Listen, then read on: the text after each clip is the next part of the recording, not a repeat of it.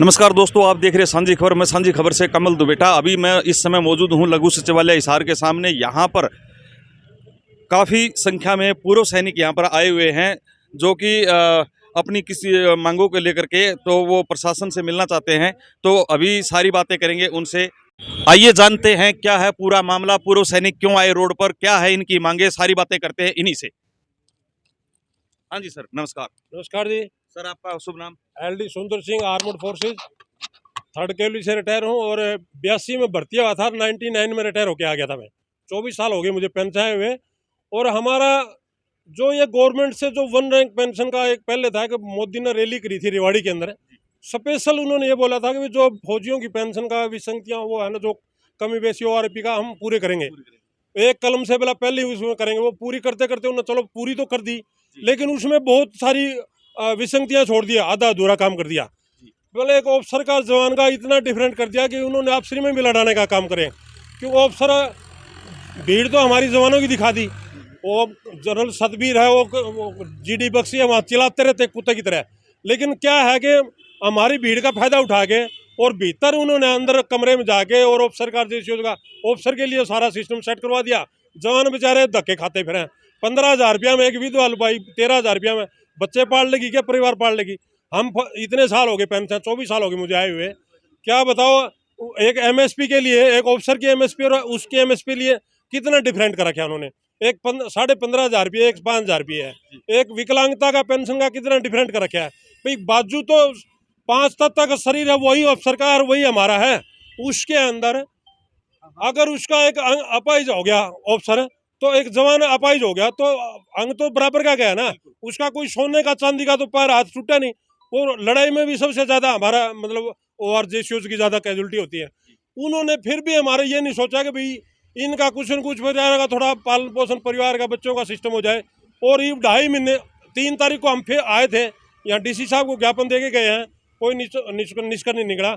आज पूरे भारत में 543 जो MP जो है इंडिया के अंदर, पूरे भूतपूर्व सैनिक पूरे सड़कों पर निकले हुए हैं और MP को ज्ञापन देने के लिए, वे हमारी जो विसंगतियां हैं इनको दूर करने के लिए इसको सिस्टम को निवेदन करते हैं कि इसको दूर करके जल्दी से जल्दी इन फौजियों को धरने से उठाए।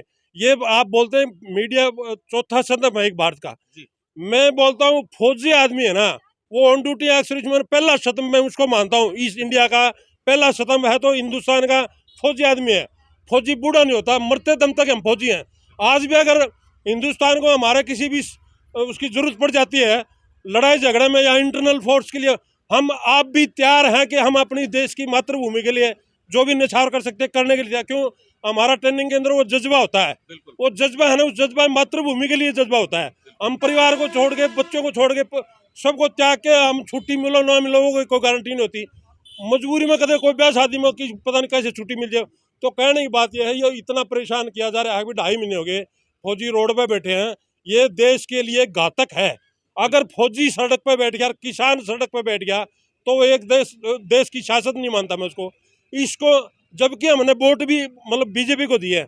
आगे तो जो फौजी के सिस्टम बनाएंगे वो इनकी मर्जी है और हम उसका सहयोग करेंगे भी आगे। अगर ये नहीं मानेंगे तो 24 मोर्क में सिस्टम में बनाऊंगे। अभी आगे की रणनीति क्या? रणनीति फिलहाल वो MP को ज्ञापन देने के लिए गए। हमारी 3-4 गाड़ियां निकल गई है।